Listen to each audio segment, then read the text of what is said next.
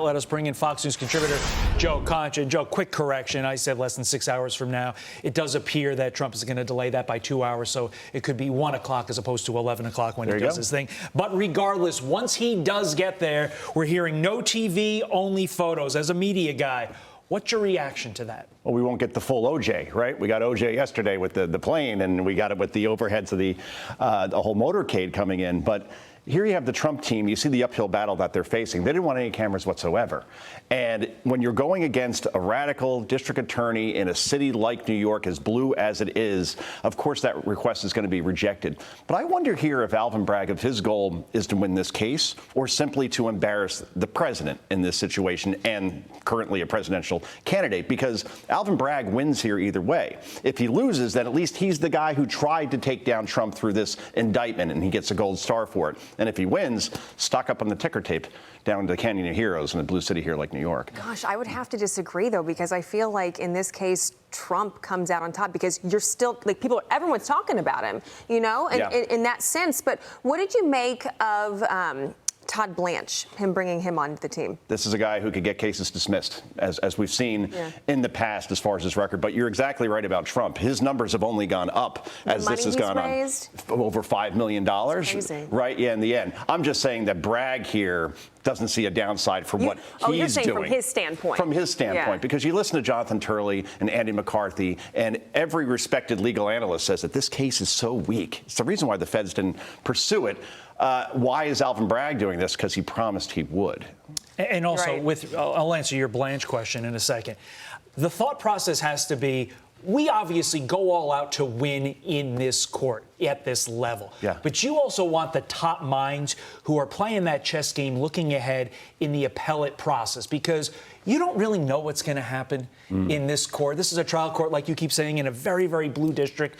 When you get into the appeals levels, if it gets there, you want to have your record as set as possible so that you guarantee a win at the appellate level if it goes up to the Supreme Court, because this is a precedent. So I think this is a top move. Thank you for letting me co-opt your segment and do the answering portion for you. You're the guy with the legal degree, not me. So I appreciate that. We're going to get back into your wheelhouse. Nancy Pelosi says that Russian President Vladimir Putin interfered in the 2016 election because he feared former Secretary of State Hillary Clinton. Listen. Interference in our democracy by Vladimir Putin because Hillary Clinton was the person he feared most in terms of his lack of democracy in Russia. Huh? Based upon what, Joe?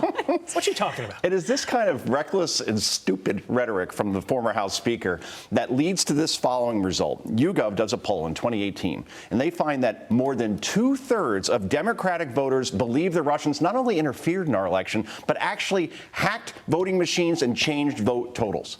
Right, because that's all we heard out of the media and out of people like Nancy Pelosi. And by the way, the Kremlin fears Hillary Clinton.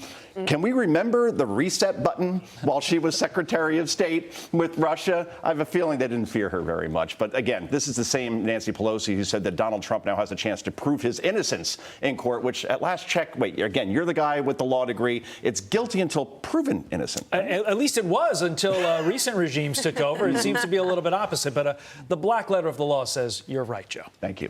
Well, this one gets me. LSU champ Angel Reese is laughing off First Lady Jill Biden's wish to invite both LSU and runners-up Iowa to the White House. Reese laughed off the headline and called it, quote, a joke on Twitter. This is just another instance. Everybody gets a medal. Everyone. I mean, what in the world is this? Can I show you? I write down little notes for myself sometimes before I go on a segment. Nice to be prepared. Cheat. I have a from the Everyone Gets a Trophy department. Nice. So, we were right there. But this is 31 flavors of wokeism, right? Does anybody think the University of Iowa, which just got spanked by 17 points in front of the largest audience to ever watch a women's basketball game, really wants to go to the White House and stand on the silver medal platform next to LSU, where clearly these two teams don't like each other very much? The winner goes, plain and simple. And I'm glad that Angel Reese of LSU even found this proposal laughable by actually tweeting about it. So I have a feeling it's not going to happen, Ashley, Todd. That game was wild, man. Those women, boom, boom, elbows all over the place. Told you. It made the men's game look like, Cinderella's castle. I have a 9-year-old who plays soccer. Trust me, it is ruthless. Mean girls, but on a field. Joe Concha, thank you. I'm Steve Doocy. I'm Brian Kilmeade. And I'm Ainsley Earhart. And click here to subscribe to the Fox News YouTube page to catch our hottest interviews and most compelling analysis.